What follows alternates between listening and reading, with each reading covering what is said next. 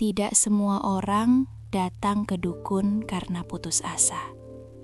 Sebagian datang karena terlalu ambisius. Maya adalah salah satunya. Seorang perempuan karir yang percaya kerja keras saja tidak cukup. Dan di titik itulah ia mengetuk pintu yang seharusnya tidak pernah ia datangi. Maya berdiri di depan rumah kayu tua di pinggir kota. Tak ada papan nama, tak ada lampu terang. Hanya aroma kemenyan yang menembus udara malam. Ia datang dengan satu tujuan, karir yang cemerlang. Sudah 5 tahun ia bekerja, selalu lembur, selalu patuh. Namun promosi itu selalu jatuh ke tangan orang lain. Seorang rekan kantor berbisik, kalau mau cepat naik, ada caranya. Dan nama Pak Raga pun disebut. Pintu terbuka pelan. Seorang lelaki tua muncul, rambut memutih, sorot mata tajam. Seolah ia tahu alasan kedatangan Maya, bahkan sebelum Maya bicara. "Masuk," ucapnya singkat. Di dalam ruangan remang, asap tipis berputar di udara. Pak Raga duduk bersila, menatap Maya tanpa berkedip.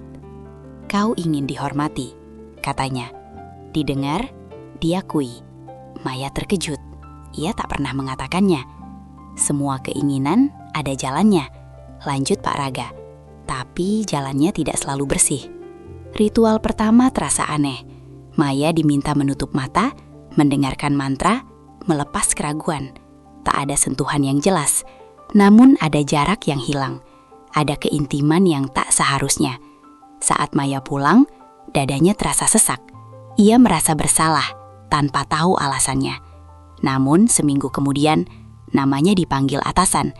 Ia diberi proyek besar, sesuatu yang selama ini hanya mimpi. Dan disitulah pikirannya mulai goyah. Kebetulan atau bukan? Maya kembali, kali ini tanpa ragu, tanpa alasan, seolah kakinya tahu sendiri kemana harus melangkah. Pak Raga menyambutnya dengan senyum tipis. "Pintu sudah terbuka," katanya. "Tinggal seberapa jauh kau mau masuk." Ritual kedua lebih lama, lebih dekat, lebih personal.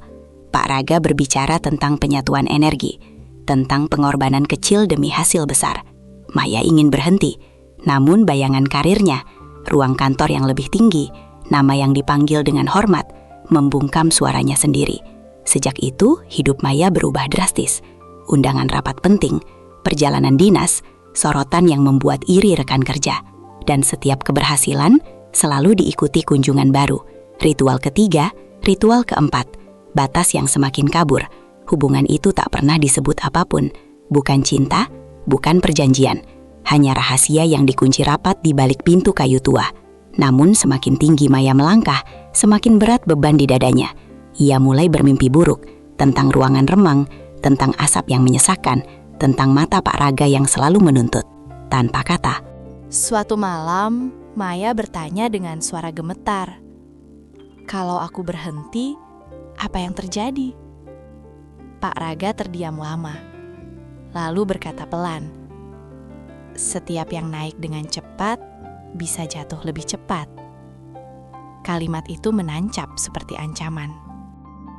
Maya pulang malam itu dengan hati kacau. Di kaca lift kantor, ia menatap bayangannya sendiri. Rapi, berwibawa, sukses, namun asing. Ia sadar selama ini bukan hanya karir yang ia serahkan, tapi juga harga dirinya, pilihan hidupnya, batas moral yang dulu ia jaga. Malam itu Maya tidak kembali ke rumah Pak Raga.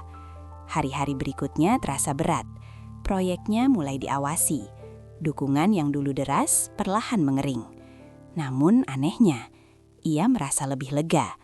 Ia memilih bekerja lebih jujur, lebih lambat, namun tanpa ketakutan. Beberapa bulan kemudian, karir Maya tetap berjalan.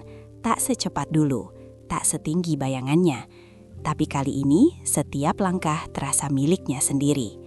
Sementara di sudut kota, rumah kayu tua itu masih berdiri, sunyi, menunggu orang berikutnya yang rela membayar harga yang sama.